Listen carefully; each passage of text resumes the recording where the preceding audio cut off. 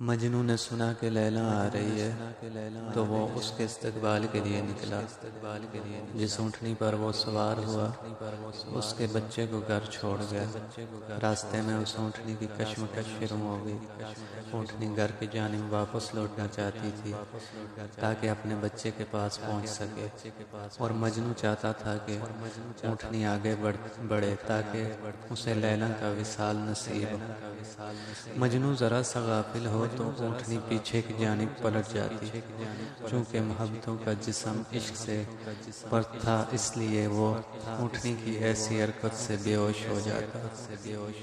انسان کی عقل اس کے تمام امور کی نگرانی کرتی ہے، مگر مجنوں تو عشق میں بے عقل ہو چکا تھا۔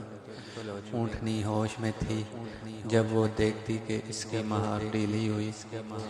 وہ فوراً سمجھ جاتی کہ مجنوں غافل ہے اور وہ پیچھے کی جانب پلٹ جاتی۔ جب مجنوں کو ہوش آتا تو وہ دیکھتا کہ اونٹنی تو واپس جا رہی ہے۔ مجنوں اس حالت میں مبتلا رہا۔ پھر اس نے سوچا کہ دو متصاد سمتوں کے عاشقوں کا باہمی سفر اکٹھے نہیں گزر سکتا۔ اونٹنی کا راستہ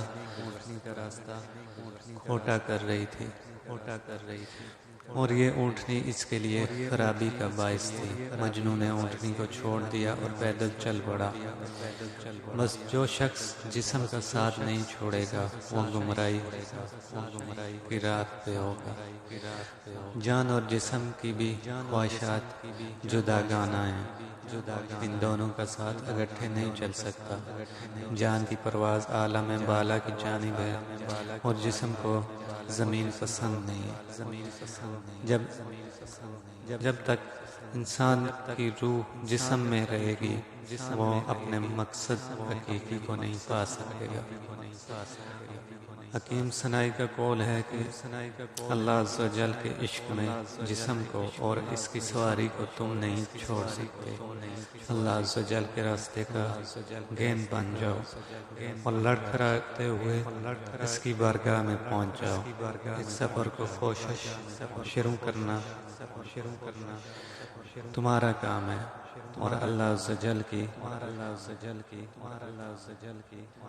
کشش خود ہی تمہارے لیے آسانی پیدا کر دے گی۔ جذبہ خداوندی سے جو رفتار ملے گی وہ محض عطائے خداوندی ہے۔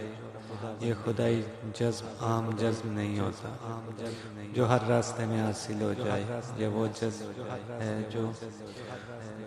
جس کو حضور نبی کریم صلی اللہ علیہ وسلم کی مہربانی سے قائم کیا ہے اور ان کے جانشینوں کو حاصل ہوتا ہے۔